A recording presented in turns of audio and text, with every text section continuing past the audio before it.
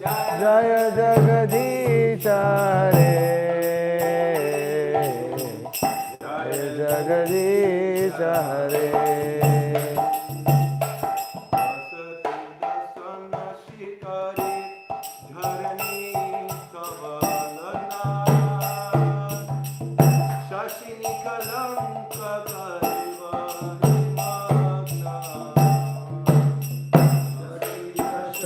शिकारे धरणी तवलग्ना शशिनि कलंक कलेव निमग्ना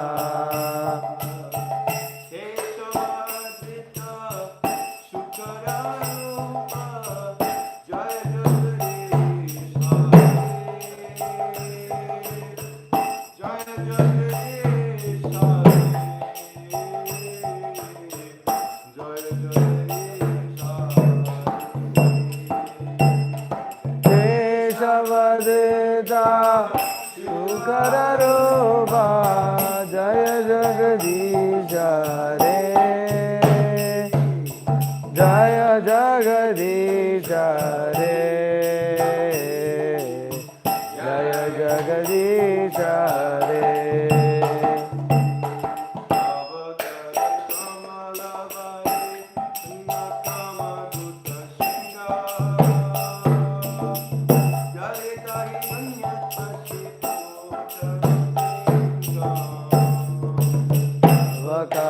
कमलवने नखमद्भुत शृंगा दलित हिरण्यकशिपु तनुभृंगा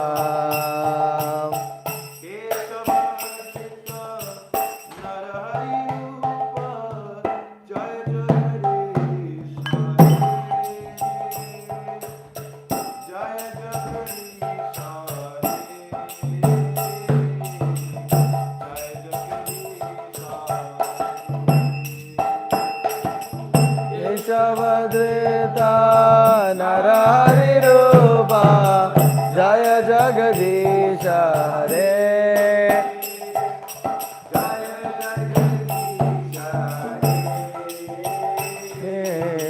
जय जगदीश हरे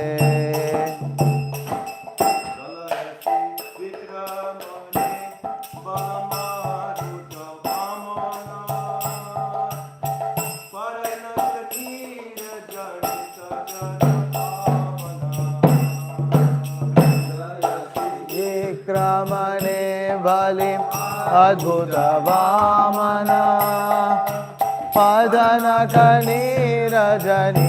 जन पावना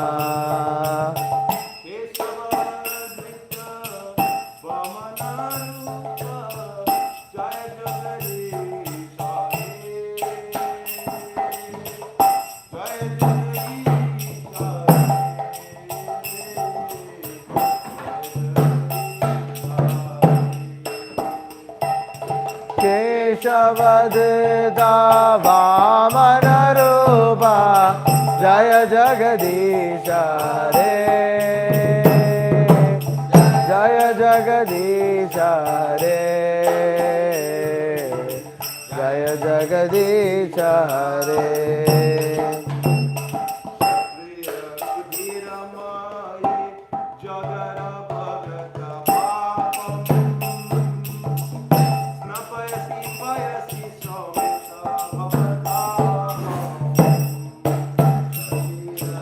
रुधिरमये जगदपगत पापं तपयसि पयसि Shamit भवतापम्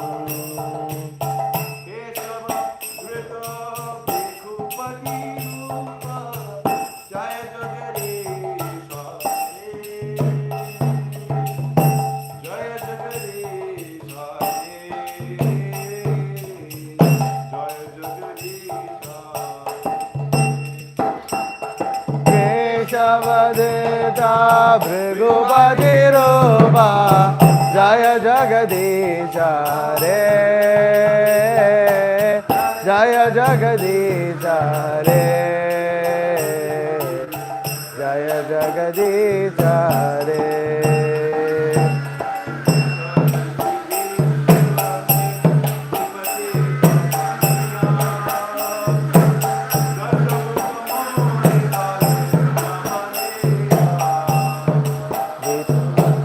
Vitarasi Dikshurane Dikpate Kamaniyam Dasamukha Mauli Valim Ramaniyam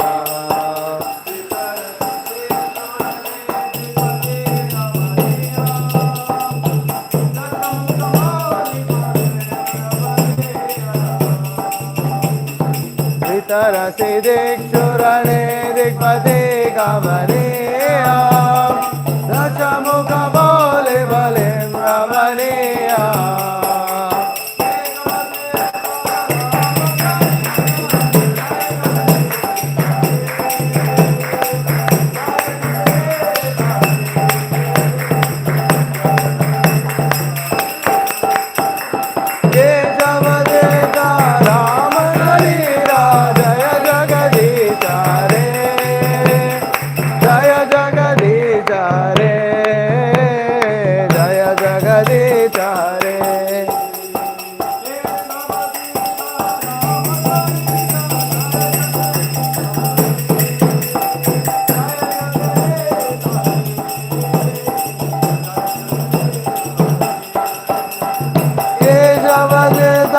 Rama Sharira Jaya Jagadisha Re Jaya Jagadisha Re Jaya Jagadisha Re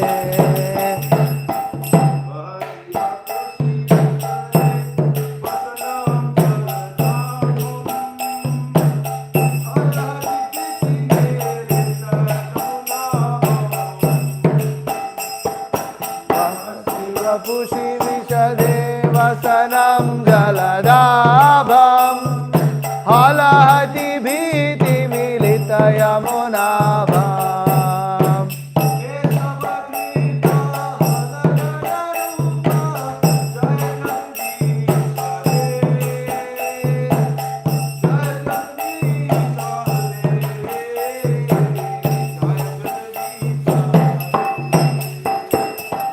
Keshavadeta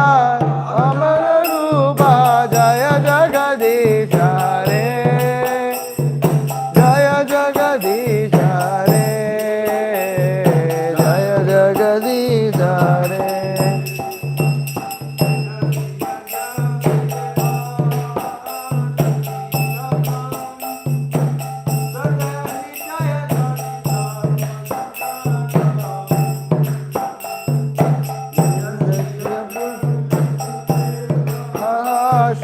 Jadam Adaya Hridaya Darshita Pashughatam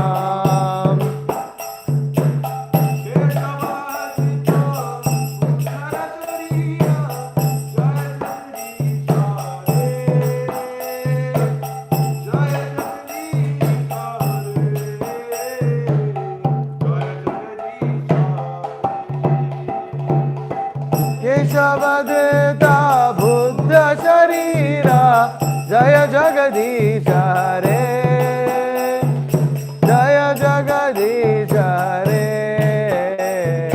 Jaya Jagadisha Re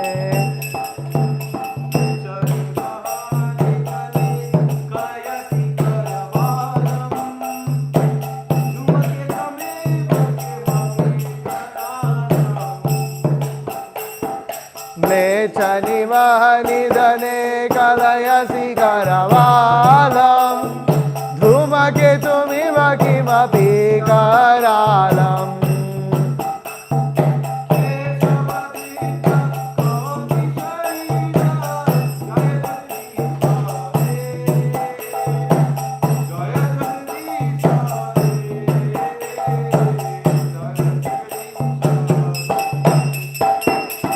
Keshavadeta Kalki Sharira Jaya Jagadisha Re Jaya Jagadisha Re Jaya Jagadisha Re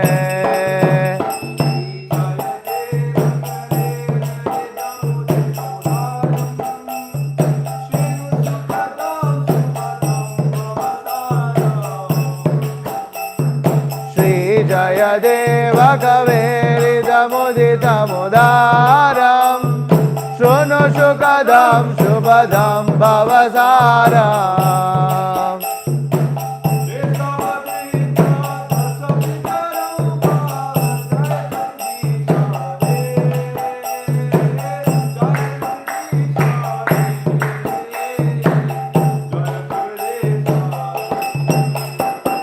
Keshavadeta Dasavidarupa Jaya Jagadisha Re Jaya Jagadisha Re Jaya Jagadisha Re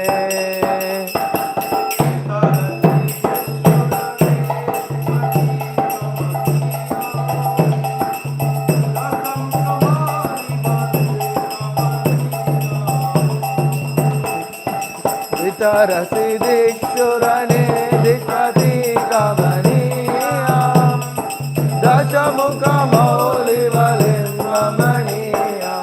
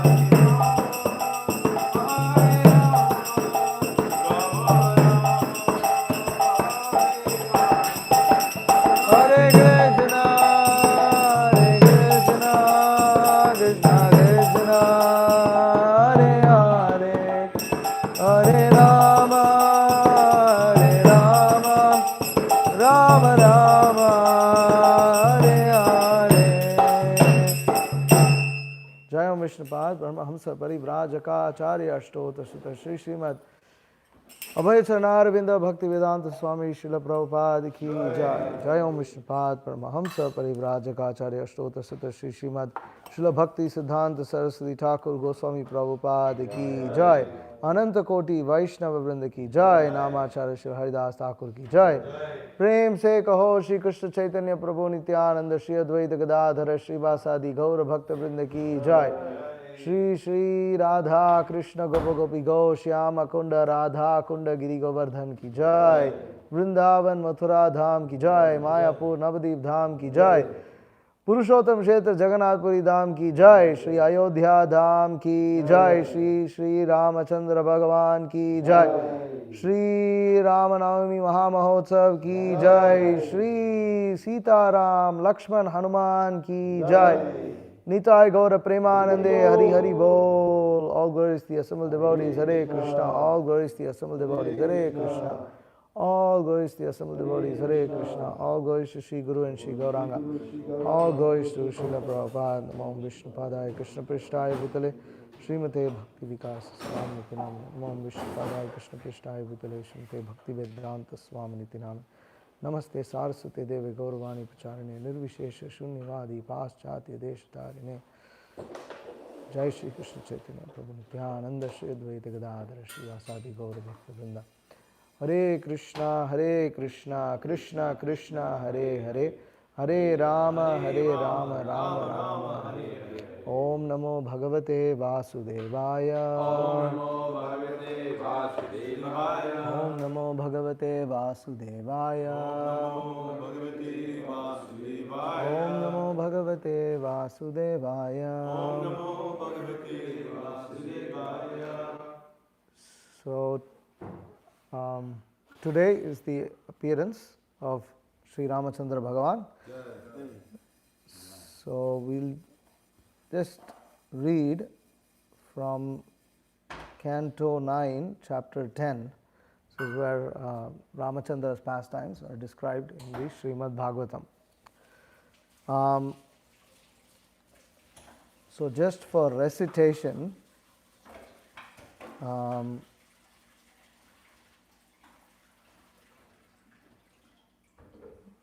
we will choose 9, 10, 5. And we'll go back to the first verse for reading, but for recitation we'll choose 9, 10, 5.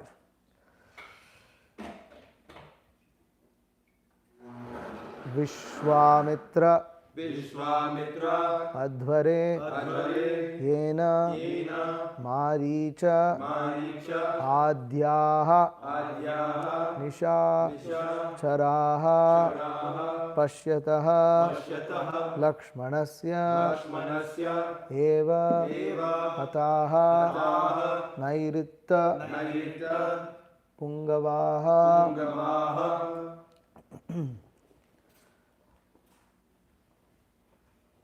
Vishwamitra-dhvareyena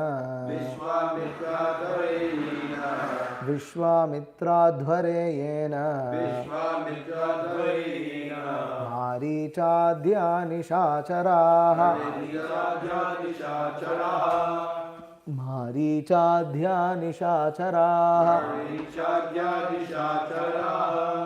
Pashyato Lakshmanasyaiva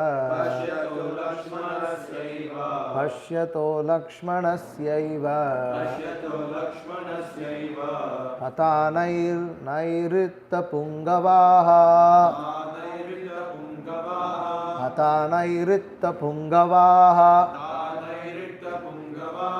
Vishwamitra-dhvareyena Marichadhya-nishacharaha Pashyato Lakshmanasyaiva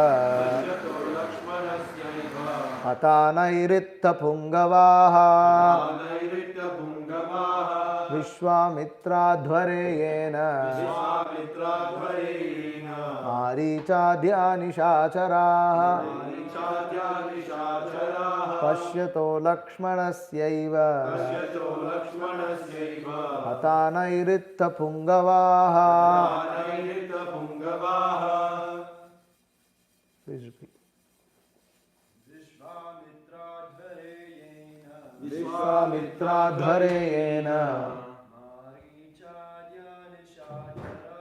Marichadhya-nishacharaha Pashyato Lakshmanasyaiva Hatanairitta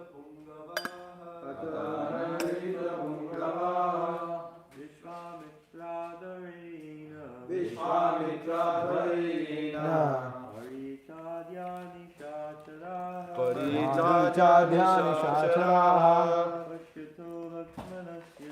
Pashyato Lakshmanasyaiva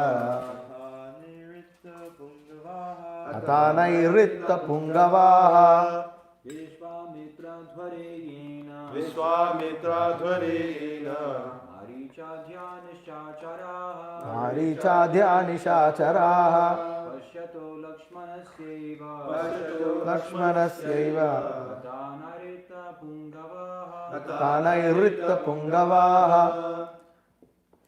For those wondering what that R dot below is, rrr. It's a little emphasis on rrr. So anyways, just the way it's generally said, Nairita Punga, the tongue has to, there's a little emphasis there on the R. So anyways, okay. Word to word meanings. Vishwamitra, Adhvare, in the sacrificial arena of the great sage Vishwamitra. Yena, by whom? Lord Ramachandra.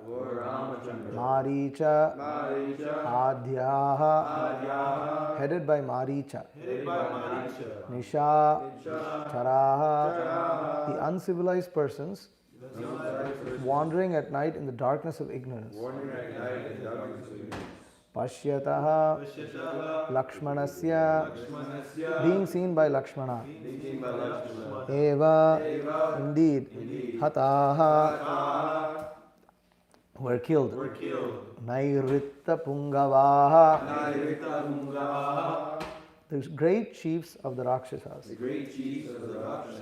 Translation by His Divine Grace A.C. Bhaktivedanta Swami Srila Prabhupada. In the arena of the sacrifice performed by Vishwamitra, Lord Ramachandra, the king of Ayodhya, killed many demons, Rakshasas and uncivilized men who wandered at night in the mode of darkness. May Lord Ramachandra, who killed these demons in the presence of Lakshmana, be kind enough to give us protection. Om Ajnanatimirandasya Jnananjana Shalakaya Chakshurun Militam Yena Tasmai Shri Gurave Namaha Shri Chaitanya Manobhishtam Stapitam Yena Bhutale Swayam Rupa Kadamahyam Dadati Sapadantikam Vandeham Shri Guru Shri Utapadakamalam Shri Gurun Vaishnavam Sha Shri Rupam Sagajatam Sahagana Raghunatam Vitam Tam Sajivam Sadhaitam Savadhitam Parijana Sahitam Krishna Chaitanya Devam Shri Radha Krishna Padan Sahagana Lalitha Shri Vishakhan Vitam Scha He Krishna Karuna Sindho Dinabandho Jagatpate Gopisha Gopika Kanta Radha Kanta Namostute Tapta Kanchana Gaurangi Radhe Vrindavaneshwari Vrishabhanu Sute Devi Pranamami Hari Priye Vancha Kalpatarubhyascha Kripa Sindhubhyo Vacha Patitanam Pavanebhyo Vaishnavebhyo Namo Namaha Jaya Shri Krishna Chaitanya Prabhu Nityananda Shri Advaita Gadadhara Srivasadi Gaura Bhakta Vrinda Hare Krishna Krishna Krishna Hare Hare Hare Rama Rama Rama Hare Hare. So, we'll begin reading from Canto 9, Chapter 10, verse 1, and kind of go over the pastimes. Srila Prabhupada has some interesting purports in some of them, and then I'll also elaborate on a few pastimes here and there. Okay, text 1. Sri Sukadev Goswami said, the son of Maharaj Khatwanga was Dheerghabahu, and his son was the celebrated Maharaja Raghu. From Maharaj Raghu came Aja, and from Aja was born the great personality Maharaj Dasharatha. Text 2. Being prayed for by the demigods, the Supreme Personality of Godhead, the Absolute Truth Himself, directly appeared with His expansion and expansions of the expansion. Their holy names were Rama, Lakshmana, Bharata, and Shatrughna. These celebrated incarnations thus appeared in 4 forms as the sons of Maharaj Dasharatha. Lord Ramachandra, purport, Lord Ramachandra and his brothers, Lakshmana, Bharata, and Shatrughna, are all Vishnu Tattva, not Jiva Tattva. The Supreme Personality of Godhead expands into many, many forms. Advaitam, Achyutam, Anadim, Anantarupam. Although they are one and the same, Vishnu Tattva has many forms and incarnations. As confirmed in the Brahma Samhita 539, Ramadi Murti Shukala Niyamena Tishthan. The Lord is situated in many forms such as Rama, Lakshmana, Bharata, and Shatrughna. And these forms may exist in any part of His creation. All these forms exist permanently, eternally, as individual personalities of Godhead, and they resemble many candles, all equally powerful. Lord Ramachandra, Lakshmana, Bharata and Shatrughna, who being Vishnu Tattva are all equally powerful, became the sons of Maharaj Dasharatha in response to prayers by the demigods. So, the demigods are being tortured by this Rakshasa Ravana. Why are they being tortured by Rakshasa Ravana? I was listening to Kamba Ramayana by Gokul Chandra Prabhu. So, just recollecting things from what I've heard. Ravana was so powerful that he had all the different demigods take care of different things on in his kingdom. For instance, what was Agni's duty? Agni, the god of fire, had to go and light lamps around Lanka when it was evening time. And this was Agni's duty, which is basically the duty of some. You don't require much intelligence to light lamps.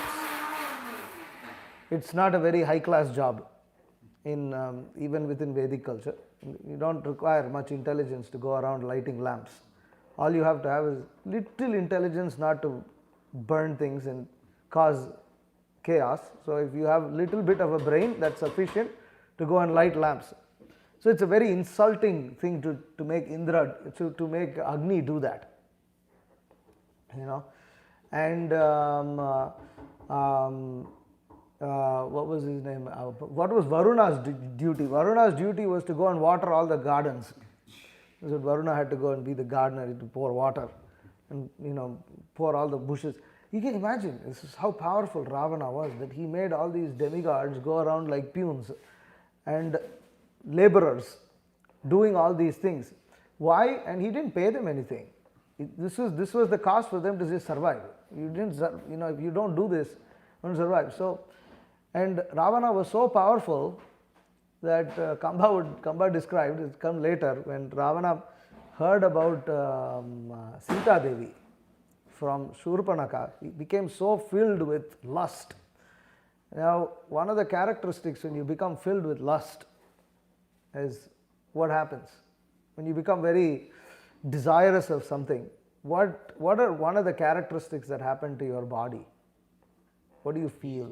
Heat. You feel heat, right? You feel heat because so he feels heat, and this is why those who want to be brahmacharis have to maintain a cool head. Prabhupada said, brahmachari, cool head, because if you get heat, then lusty desires crop up.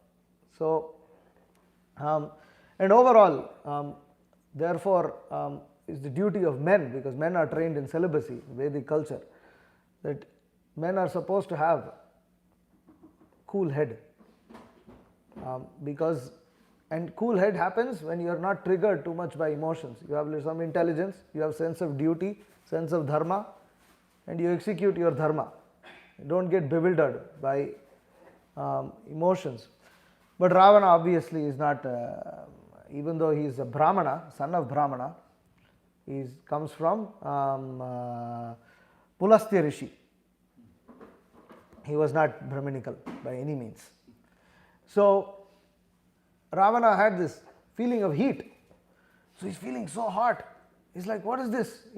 It's so hot. And they were in summer time at that time. He said, change the weather, turn it into winter. Immediately, Surya had to switch. Overnight, residents of Lanka became winter. Still, Ravana was feeling hot. It wasn't enough for him. He was like, what is this?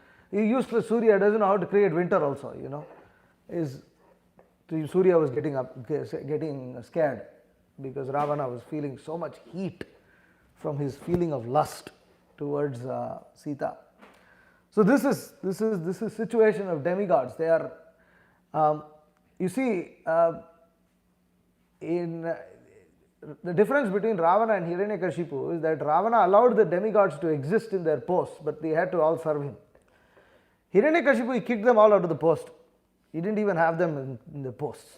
They had nothing to do. They were out of job. They fired. They had to go and hide for their lives. But Ravana, he allowed them to exist, but he said, you all have to serve me. And So therefore demigods are they're in great distress, and they approach Brahma, and then Brahma approaches Vishnu. So therefore here Brahma approaches Vishnu, and then Vishnu in the ocean of milk, he gives message to Brahma that so Vishnu responds to Lord Brahma. He says, he orders all the demigods, you all go be born as vanaras, go be born as monkeys, and you will help me in my mission. So another thing that's interesting here is that Supreme Lord doesn't just appear as Lord Rama. So this is one thing you will see among the all different incarnations. Generally you will see Krishna being Matsya, he comes Matsya, Varaha. There's no brothers and all this kind of stuff. This happens in Lord Ramachandra's pastimes. That Krishna himself, Lord Rama, he splits himself. That he expands. So directly appears with his expansion and expansions of expansion. So Rama, Lakshmana, Bharata, Shatrughna, also described in Puranas as Vasudeva, Aniruddha, Shankarshana and Pradyumna. So now this Ramachandra incarnation is very key to understanding that there is actually Taratamya, there is difference among the Vishnu Tattvas. They are all the same, they are all Vishnu Tattva, they are all Supreme Lord, but some of them consider themselves to be junior to the other Vishnu Tattvas. So in this case, Rama is senior most, and his three brothers serve him. And if you see the coronation painting of Lord Ramachandra, you will see that they all have different functions. Right? What are their different functions? Bharata is holding umbrella. Then, the other two are waving chamaras. Lakshmana and Shatrughna are waving chamaras. And now Ramachandra is seated along with Sita Devi there. So this is interesting because from this, Krishna himself shows through his expansions how to serve himself. From the actions of Bharata, from the actions of Lakshmana, from the actions of Shatrughna, one can learn how to serve the Supreme Lord. And so this is a very key concept in Vaishnava Sampradayas, all the Vaishnava Sampradayas, and this is a very important lesson that one learns from the Ramayana. So anyways, Maharaj Dasharatha, he has how many wives? No.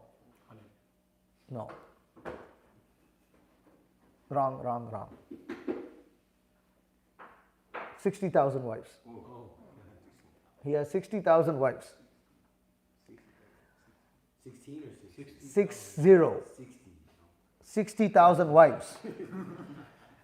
And he did not have children through any of them. You can understand how sad he must be. So feeling this much sad, finally, under the guidance of his Kula Guru, whose Kula Guru of Dasharatha is Vashishta. Vashishta, under his guidance, he performs the Putra Kameshti Yajna, and from there a pot of payasam comes out. And in this pot of payasam, he splits it through his three principal queens. So the three principal queens, it's not all of the queens. You see, Kamba describes how, so when Lord Ramachandra actually leaves, he's exiled, he actually leaves the kingdom, right? At that time, what happens to Dasharatha? Dasharatha leaves his body, right? So, Dasharatha leaves his body. What happens to the queens? So, the 60,000 queens, only 3 of them have sons. 3 of them have sons. So, the other queens, they all enter into the funeral pyre of Maharaj Dasharatha. And Kamba describes that they felt the funeral pyre, the fire that's there in the funeral pyre, to be cooler than their feeling of agony and separation from Dasharatha. They found that to be very cooling. So they happily entered into the fire. Oh, this is very cooling. They go and enter into the fire. They're staying outside, feels like they're in fire. They enter into the actual fire and feels cooling. How dedicated they were, how loyal they were to Maharaj Dasharatha. You see, one thing about Lord's pastimes, like we recited this Nama Ramayana this morning. It's recited by a poet, Sri Vaishnava poet, Lakshmanacharya. We don't know anything else about this Lakshmanacharya. The only thing we know about this Lakshmanacharya is that he composed this Rama Ramayana.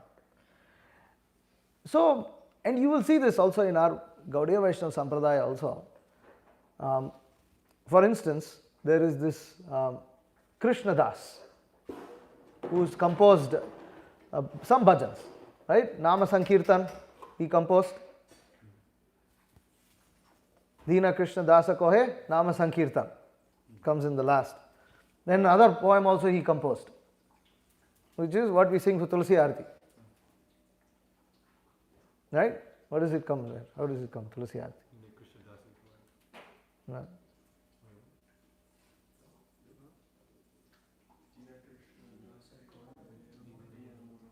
Huh?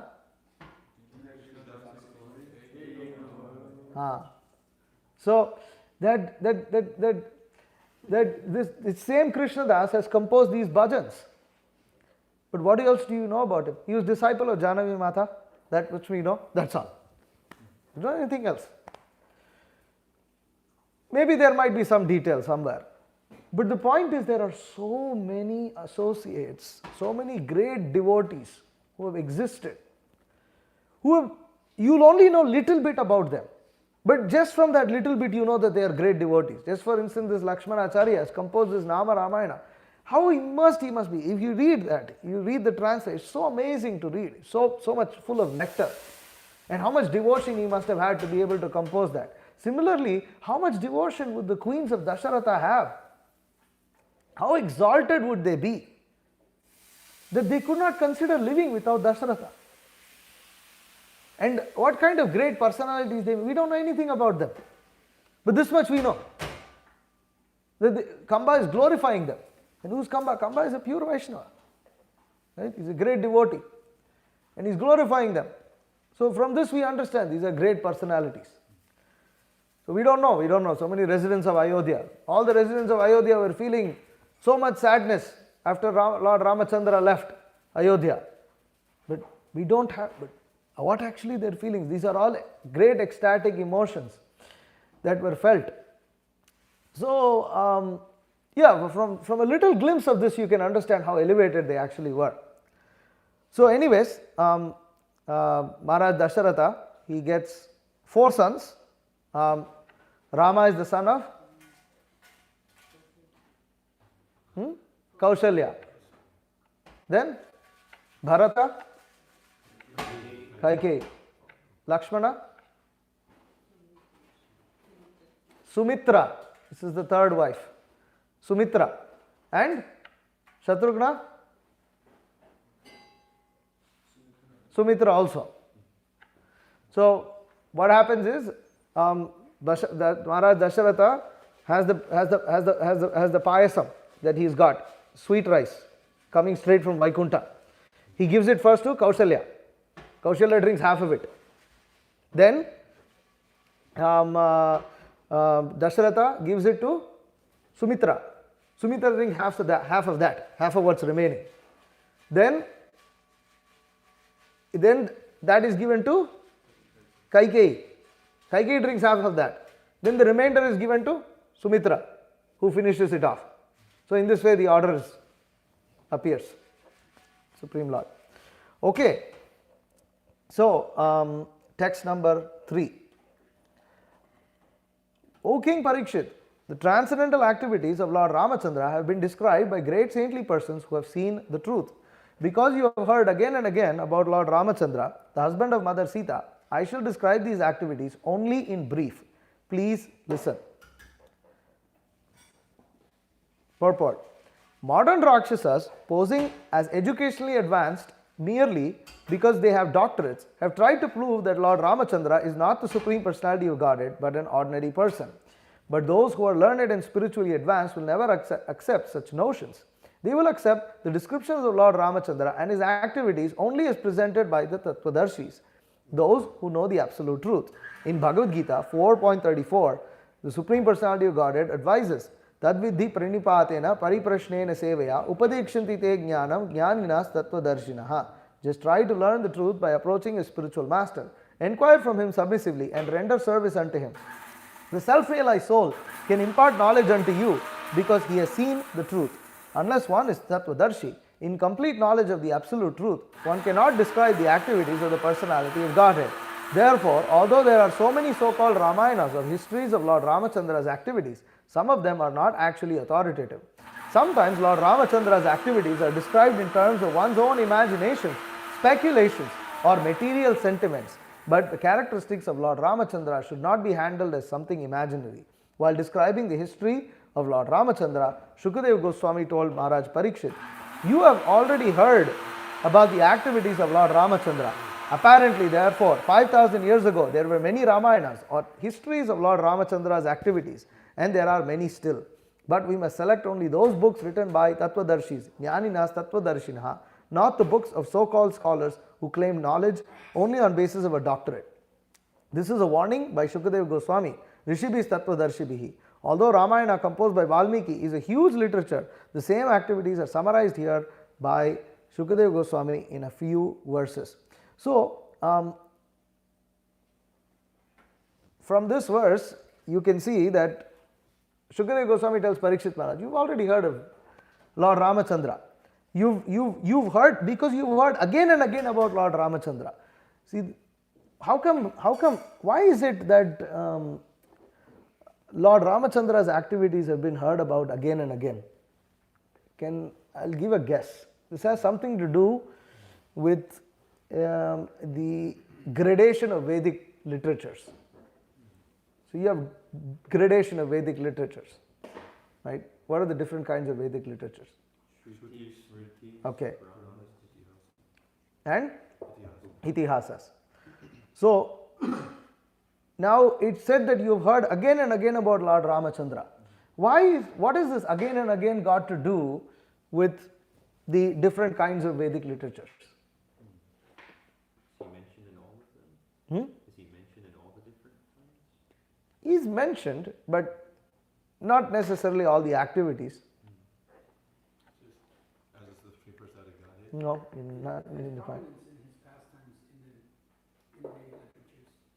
No, that's not the reason.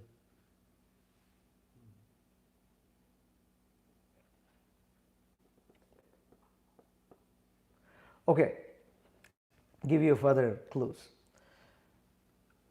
What is Shruti? Okay, what is the nature of Shruti? It's eternal, yes. And who can comprehend Shruti? Rishis, Brahmanas, and who are not allowed access to Shruti? Those who are not Brahmanas, less intelligent, including? No. Women and children and everybody else, basically. Okay, except qualified Brahmanas, nobody knows Shruti. What else do you require to know Shruti? You have to be a Brahmana. One, without Brahmana, you cannot understand Shruti. You have to chant Gayatri to be able to access Shruti mantras. Without chanting Gayatri, you have no access to Shruti. Why? Why do you need Gayatri to access Shruti? Purification. And Gayatri is given by Guru. So you first have to take initiation from Guru. You have to first become surrendered. And the Guru has to teach you Vedic knowledge. And to teach you Vedic knowledge, he gives you Gayatri. And you have to become qualified to chant that Gayatri, which means you have to have Brahminical qualifications to receive Gayatri. Then you start studying Shruti. But what else do you require to study Shruti?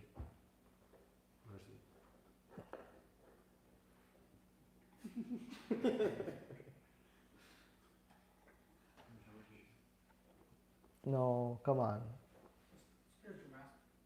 No, that we already discussed. What else? No. Austerity, you get to perform. What's the nature of Shruti? What is the nature of Shruti? Why is it so difficult to comprehend? Getting guidance from the spiritual master? No. It's not, it's heard, it's not written down. No. Come on. It's grammatically very difficult. You have to first learn grammar to comprehend Shruti. You have to first learn Sanskrit. You're not going to study Shruti without learning Sanskrit, and not just any Sanskrit. You have to become very expert in Sanskrit, expert in pronunciation, not just spoken Sanskrit. It's not spoken Sanskrit is the easiest form of Sanskrit, but there are many more complicated forms of Sanskrit. One has to learn this. So Sanskrit, one should learn Sanskrit. So therefore, it's rigorous, very rigorous. And you have to learn perfect pronunciation. You have to recite all these Shruti mantras. You have to recite again and again and again. Okay, what is the second form of Vedic literature? Smriti. What is Smritis? Okay, what are they? Commentaries? No, what are they? What are the Smritis? What do we have as the Smritis? Okay, what is the Puranas? Right? So Puranas are Smritis, that which has been remembered. So who can access Smritis? Common people can access Smriti. Common people can access Smriti. It's true, Smriti was written. But still, what kind of common people? Twice born. Twice born. Okay. Okay, you're getting close. Twice born. Give me one more detail to that twice born. Twice born is correct. You've more or less hit the nail there. No, that's correct. So to be twice born, what kind of body do you need? Men. Male twice born. Access Shruti. Smriti. Access Smriti. Right? You have to be twice born. So twice born people, they still learn from spiritual master, but they are not Brahminical. And Brahmanas also learn Smriti, but it's easier to comprehend. It's not as advanced and as difficult as Shruti. So that you have Smriti. But we still are left with some other kinds of people. What are we still left with? 3? Shudra? No, what's the third? Children. No. 3 Shudra? No, 3 Shudra? Like mentally ill? At this point, it sounds like your one.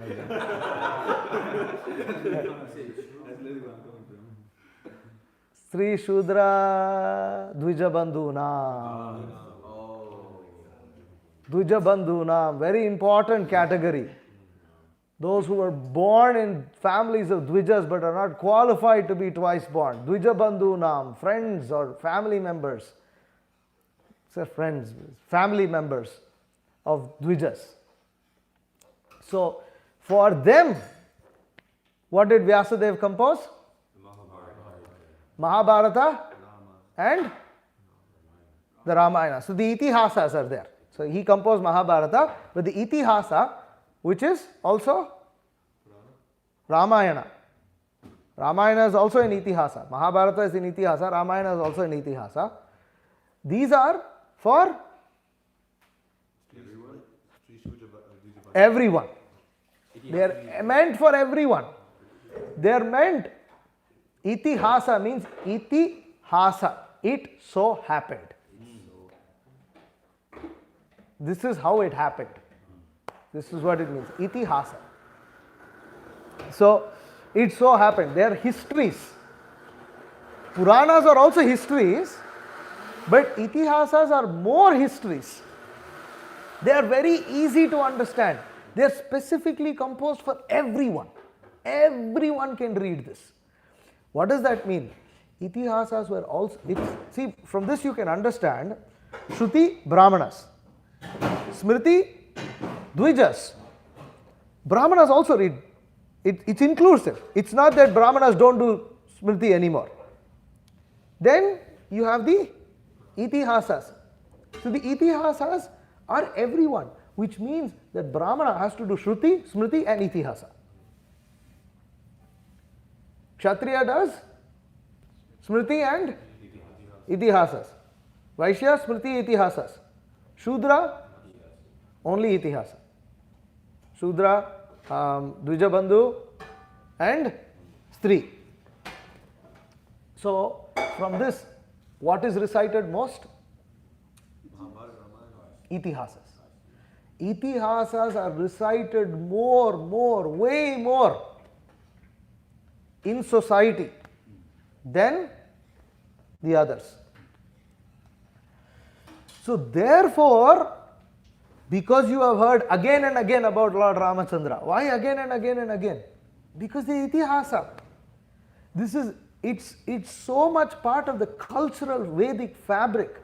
The Vedic culture means you get it all from itihasas, primarily from itihasas. Itihasas are more, the instructions in the itihasas are woven into the stories. You do have entire instructional passages within the itihasas, but they are not as philosophical as the Puranas, and definitely not as difficult to understand and highly philosophical as the Shrutis. Because what includes in the Shrutis? You have Upanishads. Upanishads are very hard to understand. It's complicated. You look at the Ishopanishad, you can see. What is that? Vidyam cha vidyam cha yes. Tadvedo avidyamriti dvitva vidyamritam asnute. That one should learn, cultivate the culture of knowledge and the culture of nescience side by side. And by the culture of nescience, one will attain immortality, and by the culture of knowledge, one will, what is that? Vidyamritam asnute. One will achieve nectar. But then the very next verse he says, actually the culture of nescience and this, what does it say? I should quote it right away. Better instead of paraphrasing, better to quote. Okay. Okay. Andam tamah pravishyanti ye sambhutim upasate tato bhuya ivate tamo yayu vidyayam yayu sambhutyam rataha. So it says those who are engaged in the oh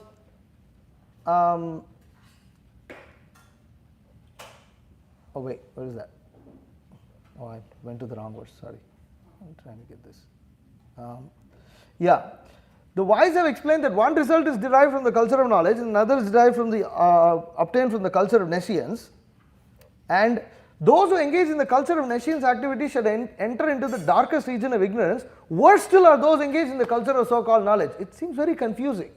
Am I supposed to engage in nescience? Okay, nescience is bad. You're going to go into the darkest ignorance. But knowledge also is bad. And those who are cultivating knowledge are going to be worse than that of nescience. So you have to interpret this. You have to understand this. It's actually so-called knowledge. It's not real knowledge. Because then the following verses clarify that. So it's difficult. This is not something that ordinary, but Ramayana Mahabharata is not like this. You see, it's well, let me go back. Go back to our verse. Oops.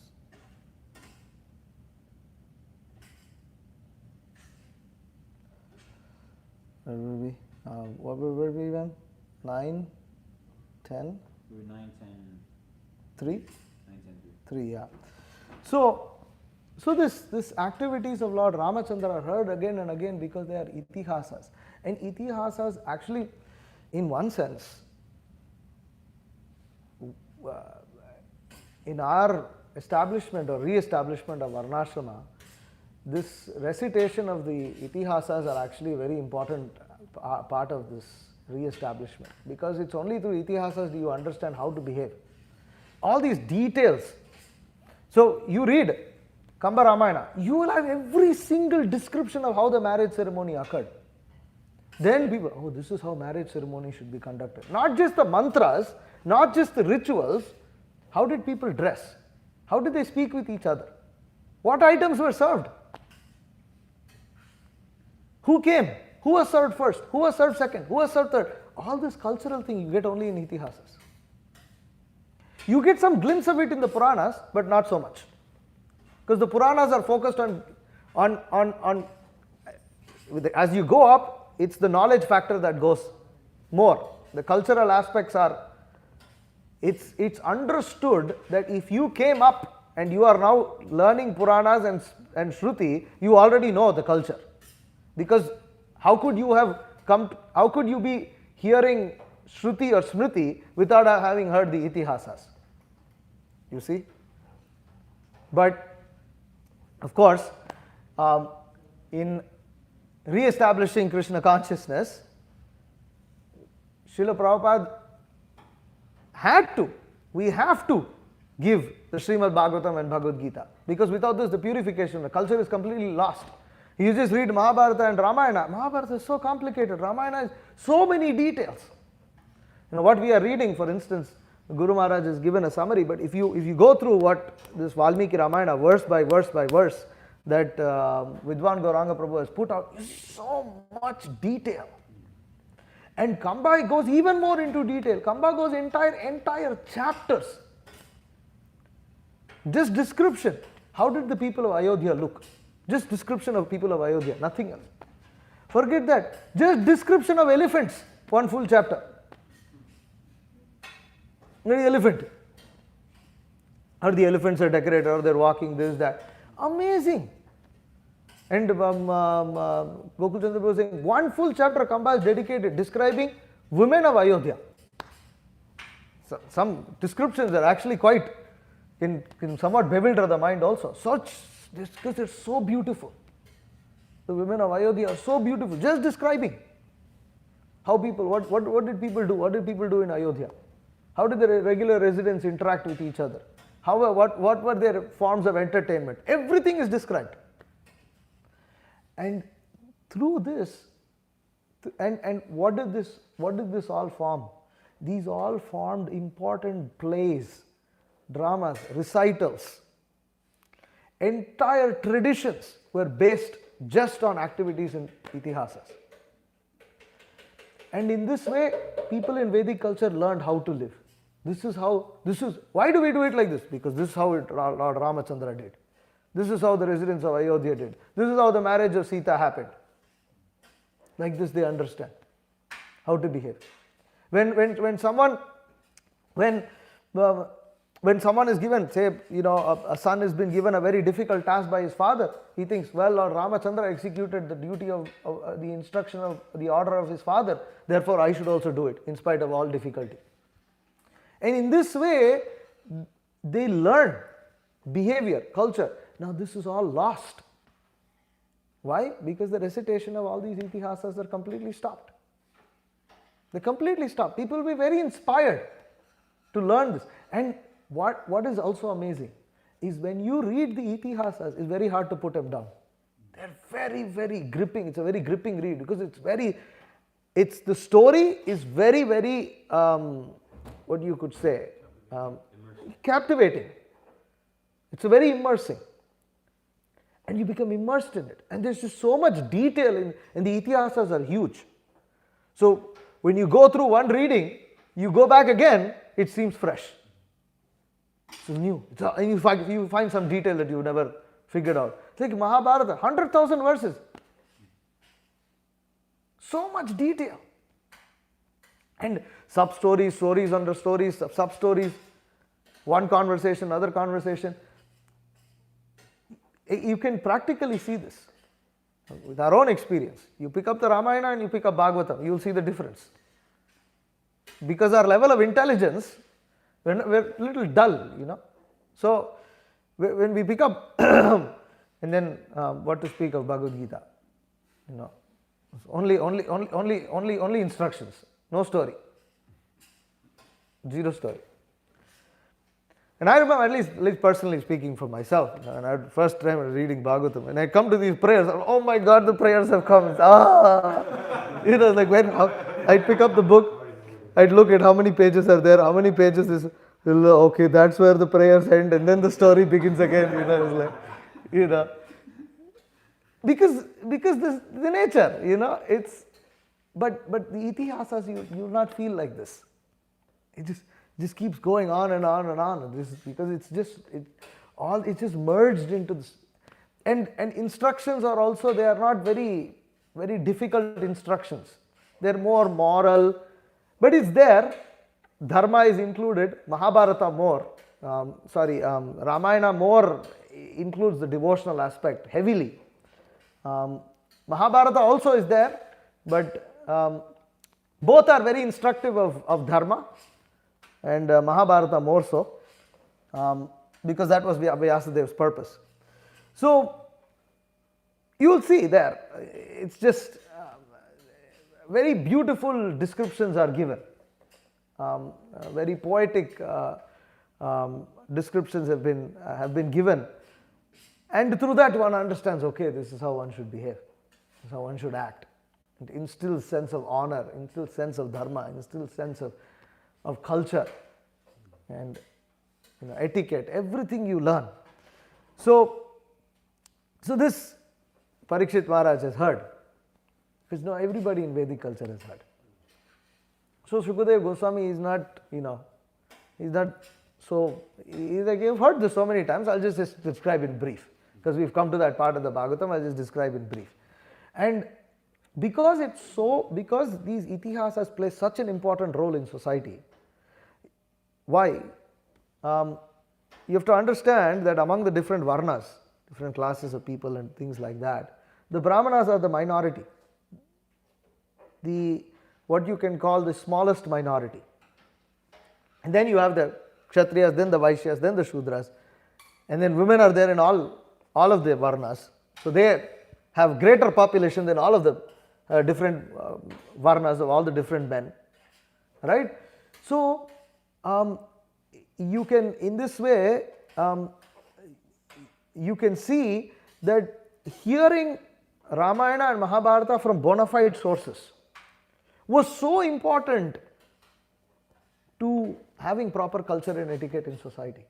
And one of the ways in which Kali entered is by corrupting these itihasas.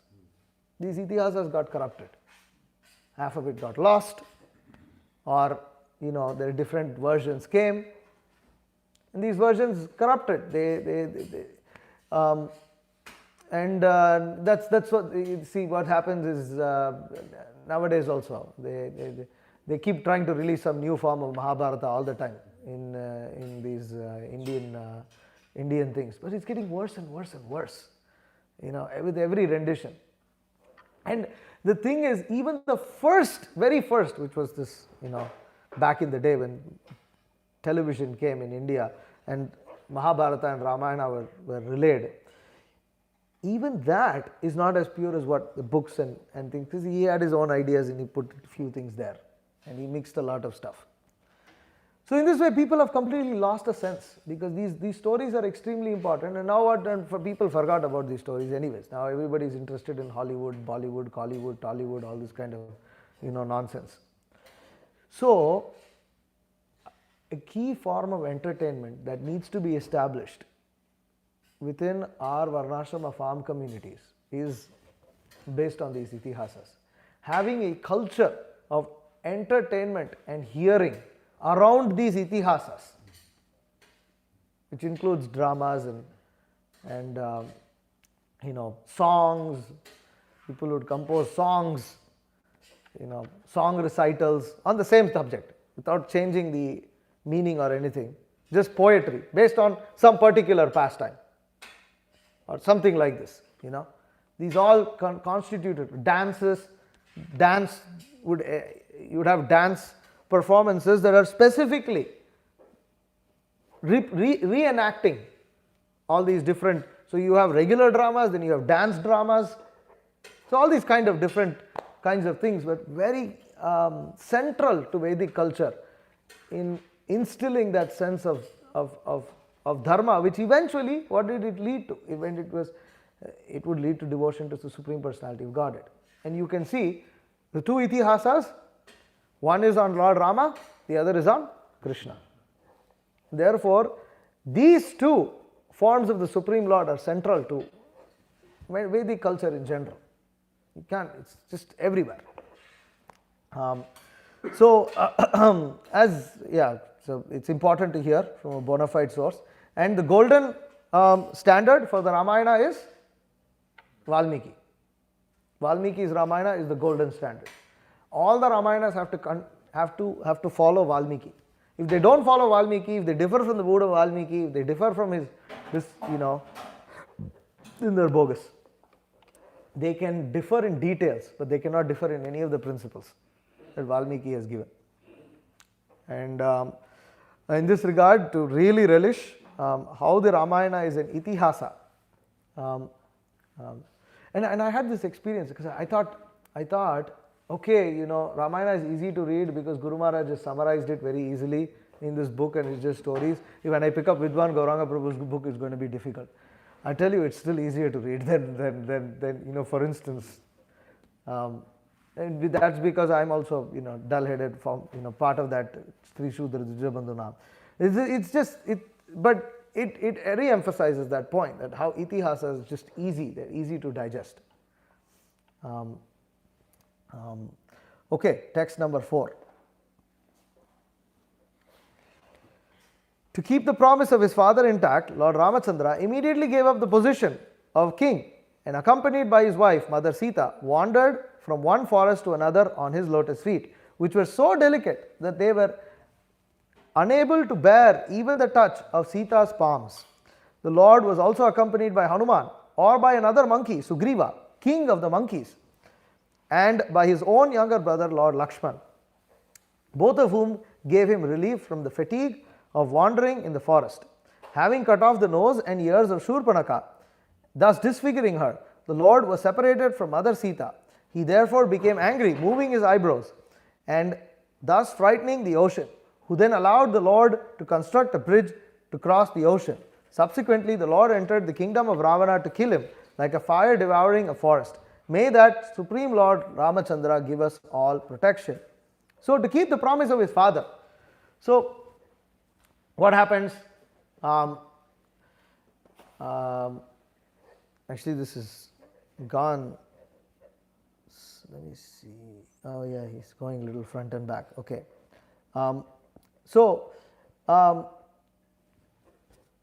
Dasharatha wants to coronate Lord Ramachandra.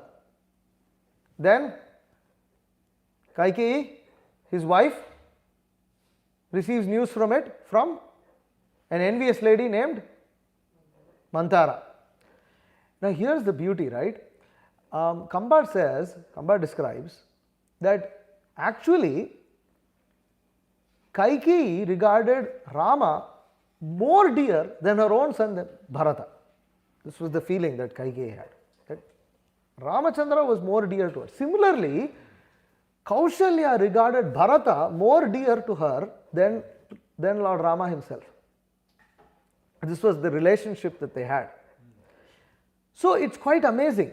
How did Kaikeyi, who regarded Rama as dearer to her than even her own son Bharata, how could she ask Dasharatha to exile Lord Ramachandra? How is it possible? Kambad describes that this is because the demigods influenced the mind of Kaikeyi. Because they were thinking, look, Ramachandra is going to become king of Ayodhya, all the residents of Ayodhya are happy, and we are miserable here because, we are gardeners and sweepers and, light lampers, lamp lighters in Ravana's kingdom. And what's going to be our fate? Unless Lord Ramachandra somehow moves south. He has to move south. He has to come in contact with this Ravana. Nothing's going to happen. So we have to somehow send him south. And if he becomes king, then once he becomes king, he has duties. He has to take care of his kingdom. Why is he going to go south? Unless Ravana himself comes and wages war, he's not going to do that. So they had to stop the coronation. So in order to stop the coronation, they influenced Kaikeyi's mind. And the apparent reason was like as if Manthara, and so that again it comes same story, bad association, how bad association can influence the mind of even somebody who is very fixed. So Manthara comes, poison. Initially Kaikeyi rejects, completely rejects Manthara. What Manthara says, when Manthara comes and gives the news, hey Kaikeyi, get up. Why are you simply lying down? Do you know the news? Oh, what is the news? What happened?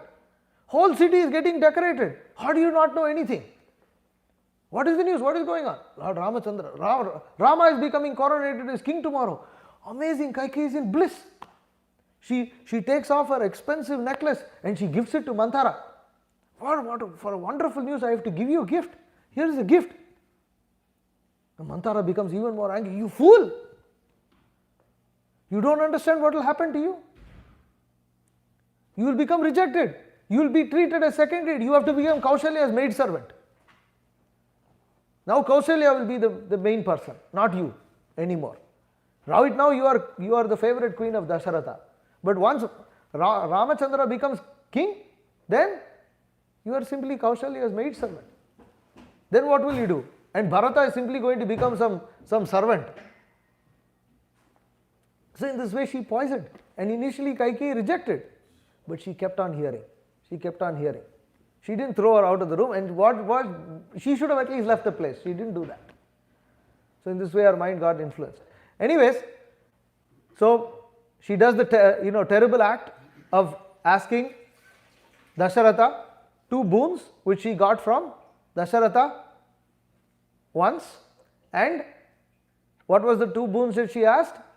That first boon, Bharata should be coronated.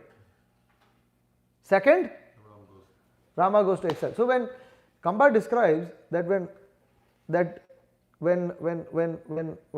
Kaikeyi asks this, she first says, Bharata should be coronated as king. Dasharatha is shocked. He's shocked. He says, what is this? Where is this tradition? This never happened. So he's shocked. But he doesn't collapse. When she says the second thing, that Rama should be exiled, Dasharatha collapses. That he is not able to handle. And here is the beauty.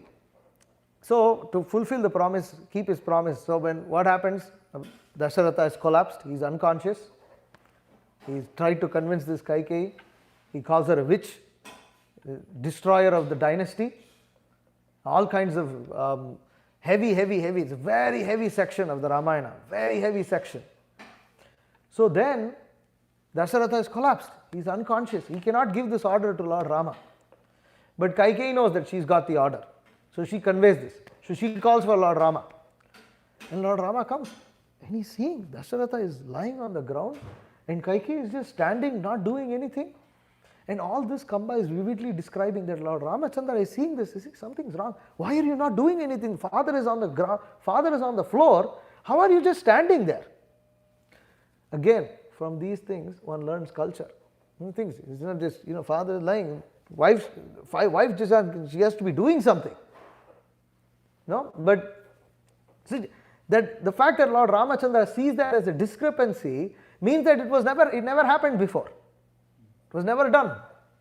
So it was an anomaly. So, and there Kaikeyi tells, she gives the verdict. And she describes why Dasharatha is lying on the ground. She says Dasharatha is afraid that you will be too sad to hear this news, that you won't be able to accept, that you will not go to the forest. You will feel very sad. So, and Lord Ramachandra says, this is the most great order from my father. Bharata is more qualified than I am. Let him be the king. This is no problem. Going to the forest, no problem. This is what my father wants me to do, let me do. I have only one regret. Mother, why didn't you tell this to me directly? Why did you trouble father? You could have just told me directly. Why did you trouble him? This is my only regret. This is Lord Ramachandra's amazing reaction. He was supposed to become king that day. And he's given this news that Bharata is going to become king and you have to become exiled, you have to go to the forest for 14 years. And Lord Ramachandra doesn't even second think it. And he says, my only regret, Kaikeyi, dear mother, is that you should have told this to me directly. You unnecessarily you troubled father. Just amazing. So then, when Lord Ramachandra goes to then first he has to go and inform Kaushalya, right, his mother. So he goes. He's thinking how to tell Kaushalya. So he says he needs blessings from Kaushalya. So he goes up to Kaushalya, offers obeisances. He says, father has given order that Bharata has to become coronated. What is Kaushalya's reaction?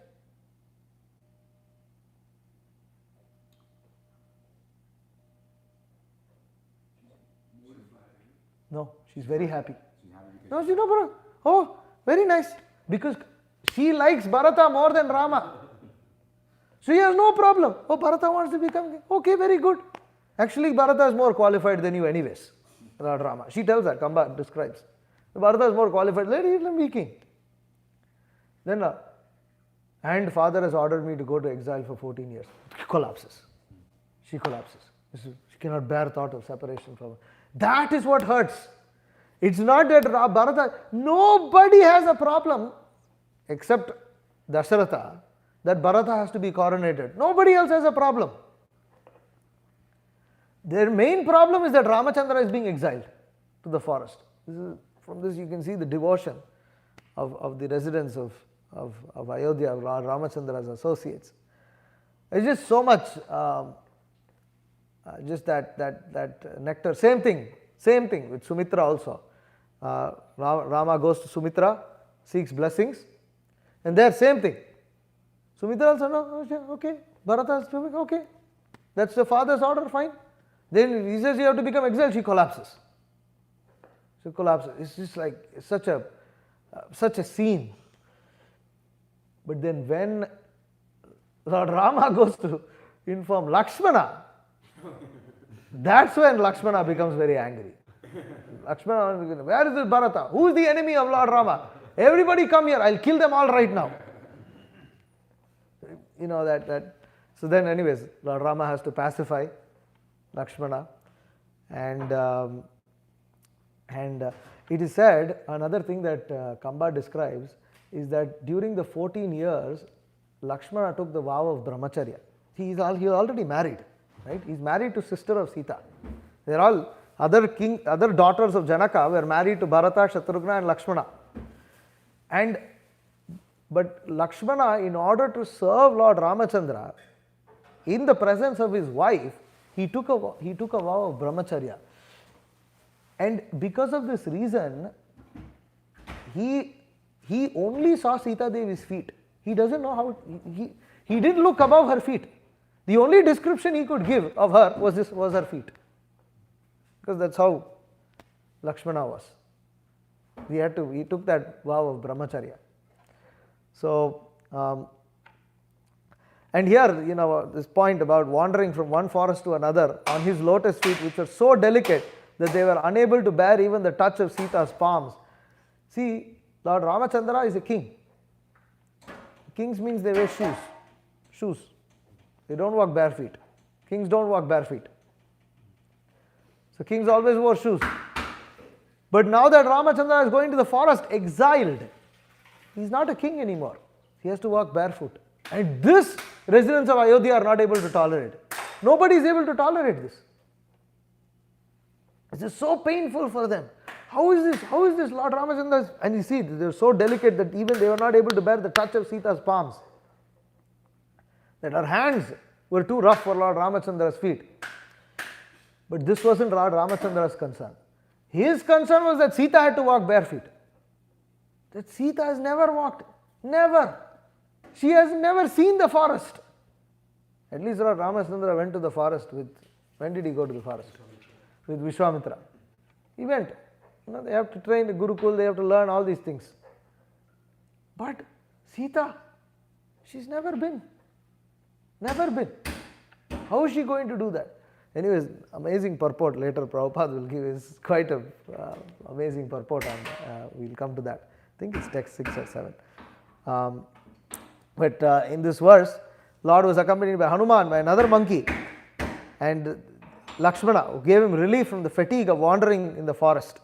So having cut off the nose and ears of Shurpanaka, okay. So Shurpanaka, going to that pastime, Kamba describes it differently.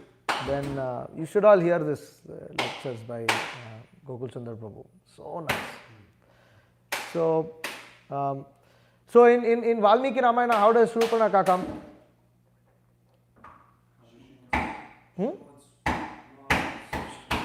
Yeah. So she wants the hand of Rama. Actually, first she goes to Lakshmana. First she goes to Rama, sorry. But how does she come? She comes in her ugly form. She's ugly, she comes. But the truth is, Gokul Chandra Prabhu was describing that it was ugly only to civilized persons. But Rakshasas found her beautiful.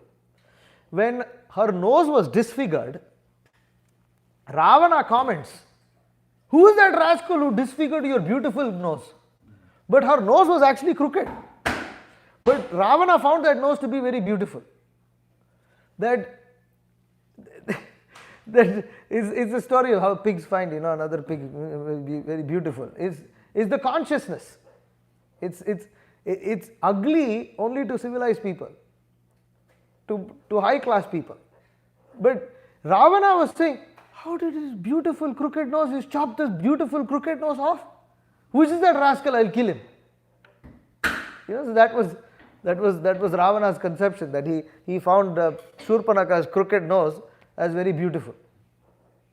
But anyways, Shurpanaka goes in that ugly form. Another thing that you can see that Kamba describes is, so in Kamba's Ramayana, Shurpanaka realized, you see, these are civilized people. So I can't go like this. So I have to go looking like them.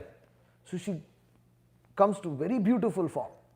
And she takes on a form that is the most beautiful. And Kamba describes the most beautiful woman in the world.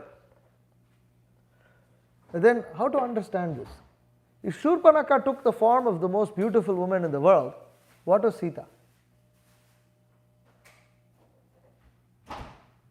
Kamba says Shurpanaka took on the most beautiful form of woman in the world, in the universe. What is Sita? From the spiritual world. Exactly. Because Sita is not of this world. So her beauty always excelled it. So the story goes that Kamba, he describes that Shurpanaka assumes this beautiful form. She comes dressed like, and she's wandering around. So then she approaches Lord Rama. Rama is like, who is this? Who are you? You look like a very civilized woman. What are you doing alone in this forest? No. You see, I have come here. I am actually born of very high parentage. I am in the line of the Pulastya Rishi, great Rishi. I come in very great lineage. But I've come here to perform great austerity and great penance in the forest. So I'm performing great austerity and great penance. And now I've seen you. And now I have decided that you are the best person who is worthy of marrying me. Therefore, please marry me right now. Now, immediately from her actions, Rama could recognize that this is no high class woman, this is some low class woman. Why? She's dressed very high class. She's speaking she seems to be speaking in a very sweet voice. She's dressed very attractively. And even Lord Ramachandra asked her, you look like a very civilized woman. What are you doing here in this forest? How did he understand that she was low class? He wasn't shy. And how does it mean that she wasn't shy? She approached him. No civilized woman will approach a man in Vedic culture. None of the Dvijas will do it. Won't do it. it has to be arranged. There has to be other people involved. Not just directly going, woman just going like this and proposing to the man. Low class behavior, prostitute behavior. Immediately understand, because it's like the story of, the Prabhupada says the story, it comes from Upakyani Upadesha of Bhakti Siddhanta Saraswati Thakur, of the blue fox. Blue wolf? Wolf or fox? Jackal, blue jackal. The blue jackal. So once a jackal fell into a tub of blue paint and became blue. He went into the forest, and all the animals, they didn't realize, oh, this is new animal. And they, even the lions, everybody started worshipping this, what did you say? Jackal. And the jackal was really enjoying his life. You think, oh wow, amazing. I've been coronated as the emperor of the forest right now, and they were all worshipping him. But then the full moon came out, and then the jackal started, howling, looking at the moon, and then all the animals, this is this rascal, jackal, and then they chased him away from the forest. So in the same way, Shurpanakha was very dressed, very beautiful, this, that, but her behavior was immediately repulsive to Lord Ramachandra. Go away, who wants to be with you? Get out of here, So then, but Lord Ramachandra is teasing her, and then he sends her to Lakshmana. He says, you see, I'm already married. Why don't you look, this Lakshmana is just hanging around over here. And Lakshmana is Lakshmana's mood is serious. Rama is serious, very serious. That's his mood, because he is servant.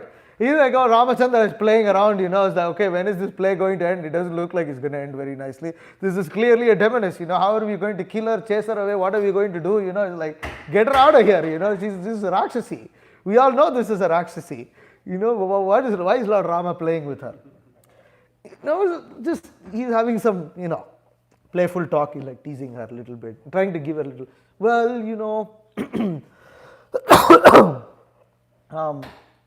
you see, I would marry, but he gives some reason which I can't remember right now, but he just plays around with her, and then he directs her. He said, see, Lakshmana is there. And then Sita Devi hears, this is a woman's voice here, a woman's voice in the middle of the forest. So she comes out. Then Surpanakha realizes, oh, this is the reason why Lord Rama is not interested in me. Look at this woman. I'm like a fig in front of her. She's so beautiful. So in Valmiki Ramayana, she immediately goes and attacks him. She immediately goes and attacks Sita. But in Kamba Ramayana, she leaves. So she basically Lord Ramachandra, she completely reveals who she is. She still has her beautiful form, but she tells Rama that, listen, oh, now I remember the reason what Kamba. So what she tells that, you see, Rama, I am actually sister of Ravana. And Ravana rules all the demigods also. And you know what you can, if you marry me, we can enjoy the greatest pleasures in the world. Greatest pleasures in the world. You cannot even imagine what pleasures. We can go anywhere, taste anything. All Indra, Chandra, Vayu will cook for us, clean for us. This kind of pleasure you cannot experience anywhere else. Come and marry me. So then Lord Ramachandra says, you see, I may consider your proposal, but this Ravana, you say you have a brother, right, Ravana? He has to be involved, he has to approve of this marriage. So first you go get Ravana's approval for me to marry you. This is what he tells in Kamba Ramayana. He tells Shurpanakha, go get Ravana's approval. But Shurpanakha says, see, this Ravana, he is actually a fool. She starts criticizing her own brother.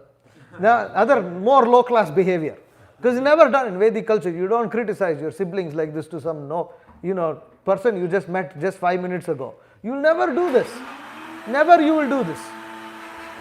So, from this you learn. See, from Ramana you learn what is culture, what is not culture. Lord Ramachandra will never criticize his brothers. He will never criticize, his brothers will never criticize him. This will never happen. But you'll see the opposite behavior going. In Shurpanaka, she says, this Ravana, he's actually nothing. You know what he can do? Once I decide to do something, I can do whatever I like. My brother can't decide. This is all low-class behavior. Your brother always decides. Brother has a say in the marriage of the sister.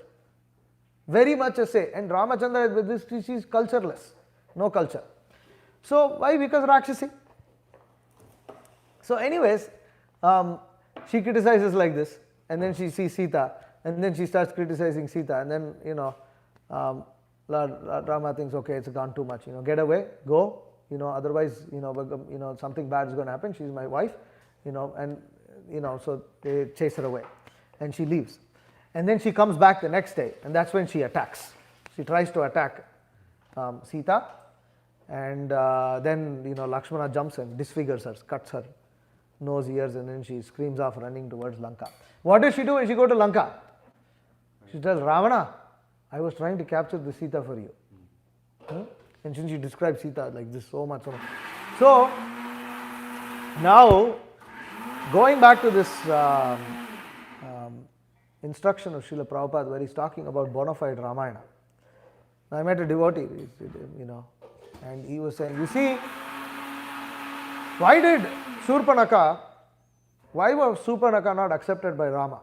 Surpanaka is approaching Supreme Lord. Anybody who approaches Supreme Lord should accept them. Why Supreme Lord didn't accept Surpanaka? That was because she changed form. That God doesn't accept if somebody comes with fake, like puts on a show. He has to come genuine. He has to come as is. Is it good? Bona fide? No? Why not bona fide? Huh? It sounds a little what? It sounds a little funny. Sounds a little funny. What's it? Makes sense, right? Sounds like true. You should go genuine in front of Lord. You should be as is. But Ram only married Sita. No. Come on. Okay. What is the gold standard of Ramayana? Valmiki. Okay. Now, the explanation is that Shurpanaka would have become accepted if she had come and presented herself as is. That's the argument. And why is this bogus? Because in Valmiki Ramayana she comes as is, and Rama still rejects her. So your story is bogus, your philosophy is bogus, your theory is bogus. This is how you understand what is bogus and what is not bogus. Otherwise it sounds like, yeah, it's true, actually, yeah, it makes sense. You should not put a show in front of God, you should go as is. And you can extrapolate that story and say that's how you have to go. And to some degree, that is true, but not in this example, not in this context. And even when something genuine is misapplied in Siddhanta, it will still have Viparita Phala. What is the Viparita Phala that will happen? Even though this particular instruction was okay, what is the Viparita Phala? The instruction as such has some validity to it. The example that's being taken is wrong. So what's the harm? The instruction is good. What's the harm? Why is this harmful? No. You don't see how to apply it, so you do the opposite. Very important Viparita Phala happens.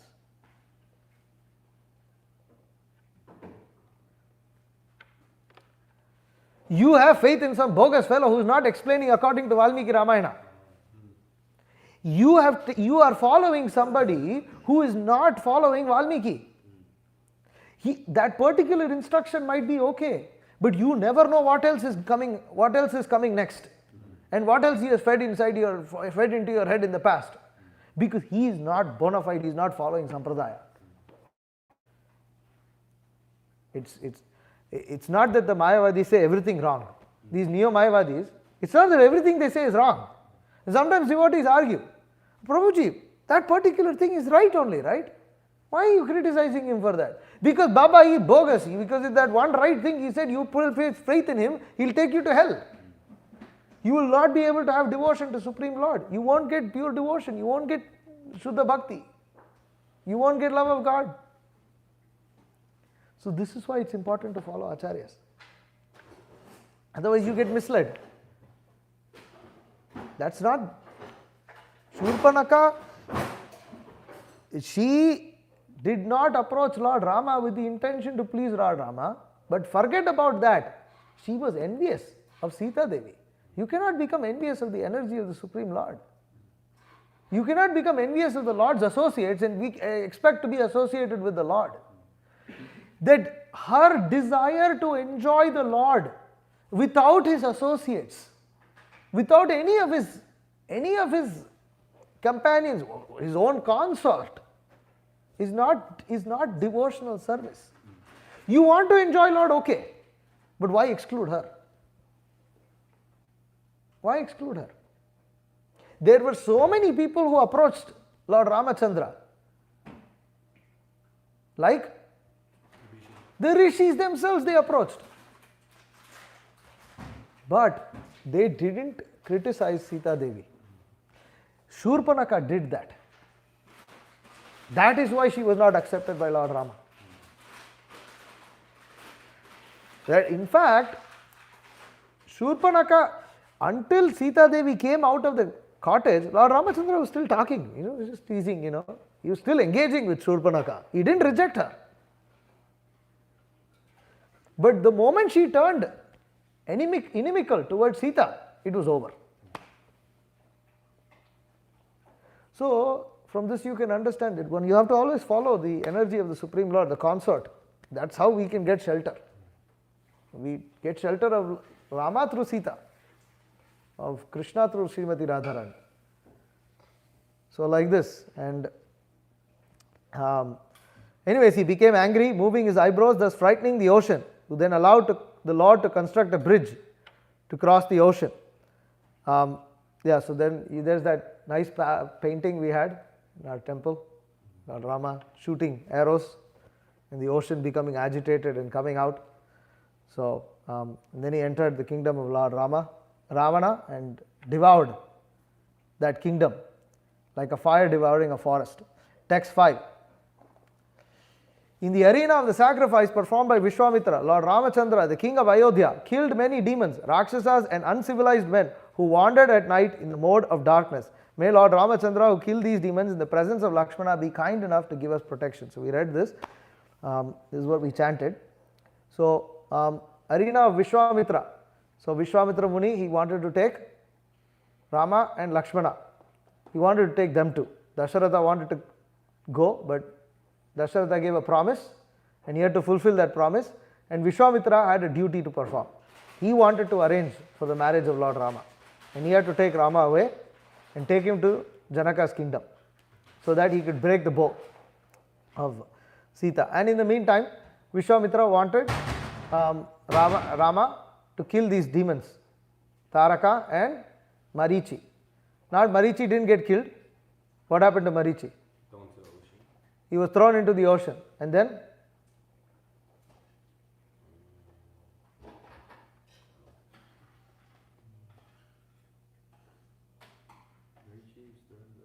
Then he went back to Ravana? Marichi went back to Ravana after he was shot into the ocean? not exactly correct. He didn't go to Ravana. He was still associate of Ravana. Nobody reads, nobody remembers anything from Ramayana. Not good. You should know. Marichi plays such an important role in The deer. he becomes the deer. The deer that moved. He becomes the deer. He becomes the deer that causes the kidnapping of Sita. That is Marichi. So Marichi stayed alive, and this and Vishwamitra Rama came to kill Ravana. So it all has to start. The whole thing has to start rolling. So Vishwamitra plays a role in this. So Taraka is there and Maricha. So this Taraka is a demoness. This is also an interesting thing, that the first demon that Rama kills and the first demon that Krishna kills are both women. First demon Rama kills is Taraka. First demon Krishna kills is Putana. They're both women. And then Rama hesitates. Because, as a woman. Then Vishwamitra says, she's not woman, she's not chaste, she's not shy, she's not humble. He describes all the qualities of what a woman is not supposed to be. And says, she's not even a woman. And you can take those qualities and apply it to millions of them here in the world today. And so it's so this is the thing. This is why Ramayana is such a key text, so important. It's so important for devotees to read these books, because you get so much information that is so vital to our day-to-day lives in these itihasas. So anyways, he kills, and then of course there were all these Rakshasas. Basically the rishis with Vishwamitra, they were performing yajna, but these Rakshasas would throw stool, urine, pus, all kinds of obnoxious things, pass stool on the yajna, and throw blood and bones and things and desecrate the arena of sacrifice. So demons are like this. They try to desecrate. You have to stop. In order to stop the yajna, you have to create a disturbance in situation that the devotees don't want to stay there anymore. This is what demons like to do. So therefore, devotees like to maintain an environment of people. You have to keep some nonsense people out. If you don't keep nonsense people out and you let them do nonsense things on your property, the whole thing becomes desecrated. And the yajna, it becomes hard to perform the yajna. Our consciousness becomes degraded. So now Vishwamitra and the rishis, they could have easily cursed these demons to die. But they didn't do that because they're rishis, they're brahmanas, the kshatriyas are meant to protect. So he calls the kshatriyas, come, do your job, kill these demons. So Rama kills them, and in the presence of Lakshmana. And in the excuse of doing so, Vishwamitra renders the service of teaching Rama all these different kinds of weapons and different mantras and things like this. But there Kamba also describes that when Vishwamitra teaches these mantras, immediately Lord Rama takes it and he starts using these weapons in a manner that even Vishwamitra has not seen. Vishwamitra says, even I have never seen this. It looks like he already knows all these mantras. It seems that these weapons already belong to him. So in this way, Kamba reveals that Lord Ramachandra is eternal Narayana, is Supreme Lord, creator of the entire universe, master of Brahma and Shiva. That one Sriman Narayana, who is the possessor of all different weapons, he has appeared as Lord Rama. And these weapons, and Vishwamitra is just doing the service of giving these weapons back to him. So, anyways, we are in text 5, we will continue from text 6 onwards. I want to get to this, let's see if I can get to this purport.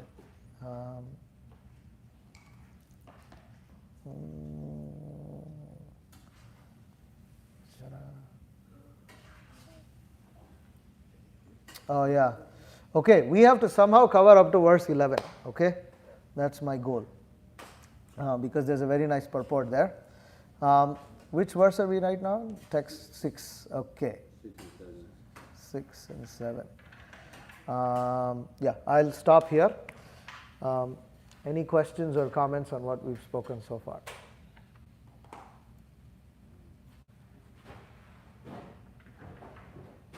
So the Srimad Bhagavatam falls within the Smritis. Yes. And you were mentioning how it would be Dvija to read the Smritis, but then those in... Srimad Bhagavatam is Purana Mamalam. Therefore, we are telling you, if somebody picks up any other Purana, you will get chastised. But Srimad Bhagavatam you can pick up and read. Even if you're not Dvija? No, because it's meant for widespread distribution. Our acharyas have commented, Srila Prabhupada has commented. It's Amala Purana. It's actually, even though it's part of the Puranas, it's actually above all of them. And the Amala means spotless. It is not influenced by the modes of material nature. So it is in the same category as Bhagavad Gita. So the Srimad Bhagavatam, But even then, the Srimad Bhagavatam has to be read under the guidance of the Acharyas. You have to hear, what is that? Jao Bhagavata Pado, Jao Bhagavata Pado, Vaishnavera Sthane. You have to learn, you have to study Srimad Bhagavatam.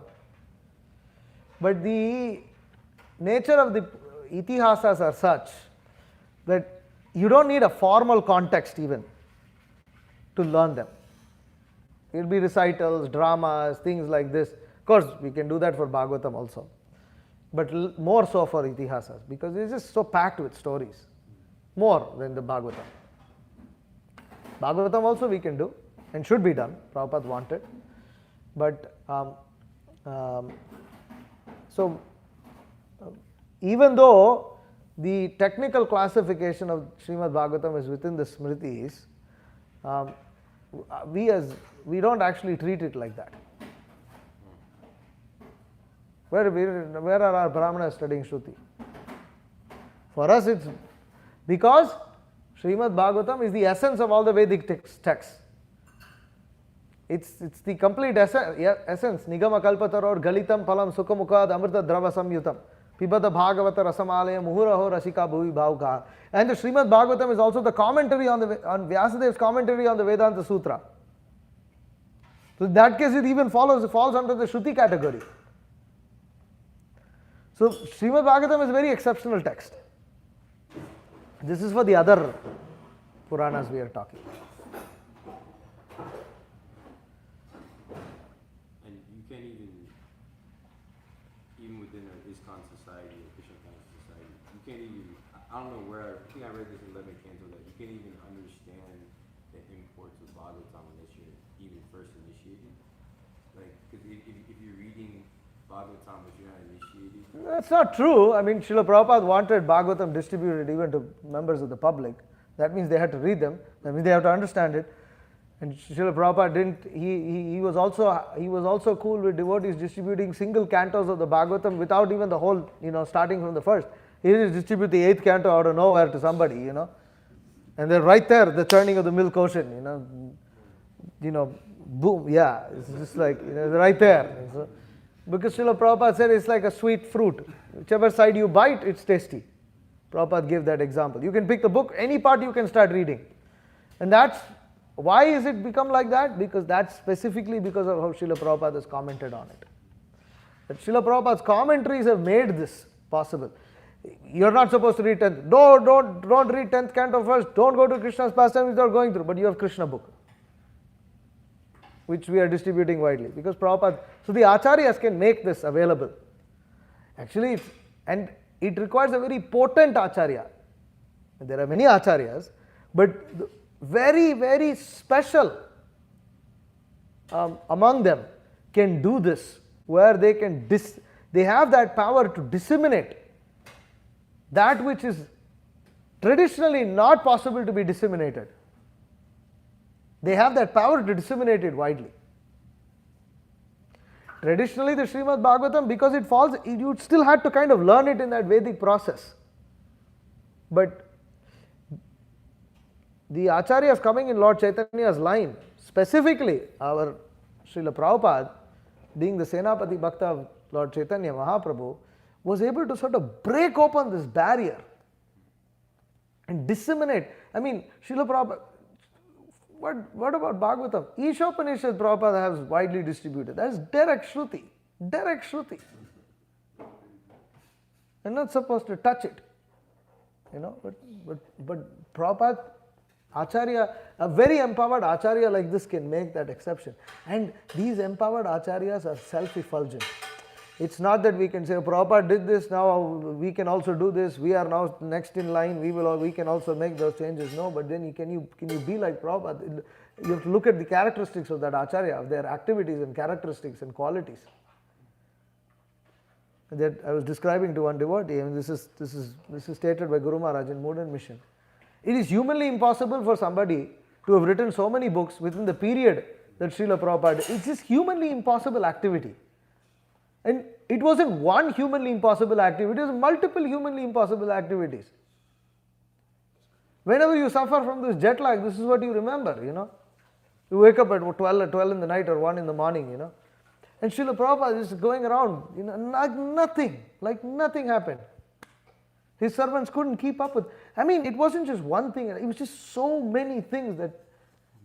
So, an acharya like that is evident. They're very exceptional people. Getting swayed into another little controversy. In this sense also, those who are qualified to be female Diksha Gurus in our Sampradaya, they would be very, very evident. It's undeniably on a different level altogether and just unmistakable. It's not just a question of enviousness or something. It's not just that. It's just unmistakably of a different level. And those qualities are described in Shastra, what it would be. I don't want to get into that, but it's making the point about that acharyas can do this, where they can disseminate knowledge that otherwise very powerful acharyas can do that, because they can give it to the most unqualified, because they are so qualified. They can make the most unqualified qualified and give it to them. They have that power. What is that? Krishna say Tomar, Krishna dite para, Tomara shakati ache. So Krishna is with you, Krishna, you have the power, Krishna, and you have the power to give Krishna. Anything else? Yes. So like you're talking about how itihasas are more, everyone should study them and use them. So why, for example, is like Mahabharata not emphasized so much, like Prabhupada didn't? See, Prabhupada emphasized the main things that are important to the establishment of devotional service. We are trying to establish Daiva Varnashram. We are not trying to establish just Varnashram. Without the core principles of devotional service, if we approach these texts, we will become completely confused, especially Mahabharata. Mahabharata, if it's not understood from a devotional standpoint, it's very, very difficult to understand. These activities, and it becomes so complicated and contradictory that one becomes bewildered by mundane conceptions of dharma, artha, kama and moksha. Ramayana is easier in that sense because it is directly the pastimes of the Supreme Lord. Even then, one should still understand it because from a Vaishnava, because it is pastime of Supreme Lord, you have to understand pastime of Supreme Lord from Vaishnava.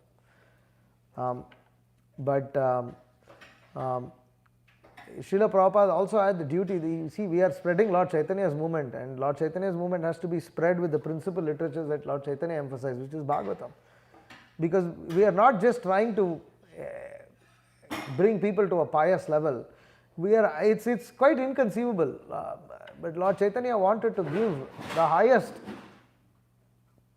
what is that? Anarpita charinchirat karunayavatirna kalau. And that which is Unnatojjala rasa. He wanted to give that, the highest devotion that is found in Vrindavan, which is past Vaidhi Bhakti, all the rules and regulations of Vedas and this and that. So, all that can only happen by the dissemination of the Srimad Bhagavatam. So, that has to happen.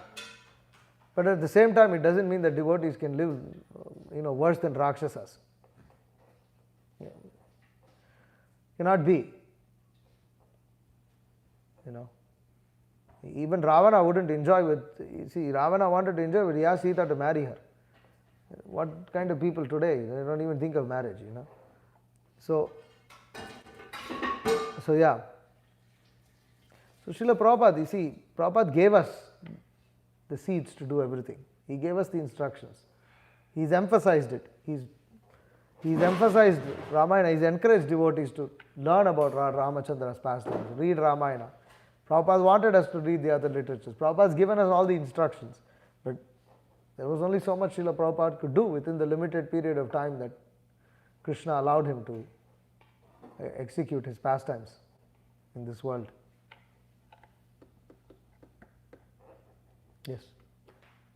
Should traditionally women they only learn itihasa or they do learn other?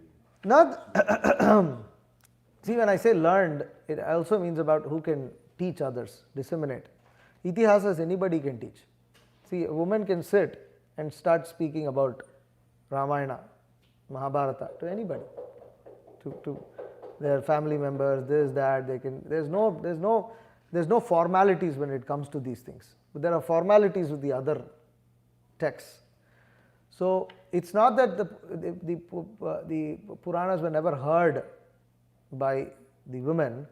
It's just that it was harder for them to comprehend these things, especially the whole entirety of the Puranas. They might even understand the stories and everything, but the entirety of the Puranas were harder for them to comprehend. Again, don't confuse it with Bhagavatam. It's different. Bhagavatam is on a completely different category.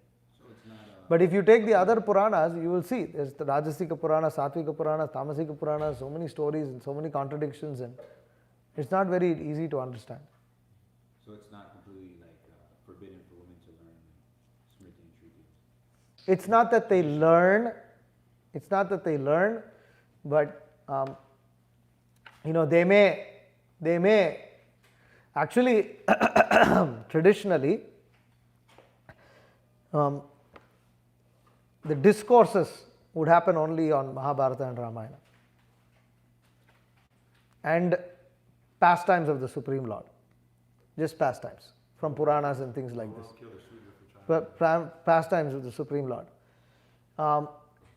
Philosophical discussions were only among men. I am saying this because in the Sri Vaishnava Sampradaya, there are two things. You have what is called Upanyasam and you have Katha Kalakshemam. Katha Kalakshemam is where the Sri Vaishnavas, those who are initiated, those who are fixed up, they sit together and they analyze their Acharya's teachings and they analyze their the imports and things like this. No women are there. Upanyasam, everybody sits. Instructions, pastimes of Supreme Lord, pastimes of Acharyas, instructions from Puranas, but it's all selected and delivered. It's not that they're sitting and reading. What about like Devahuti and Kapila? Yeah, I mean, you have to understand, he's Supreme Lord and he's instructing. And there are many things like this. There is Gargi in Upanishads. She learned. We're not talking about exceptions. We are talking about general.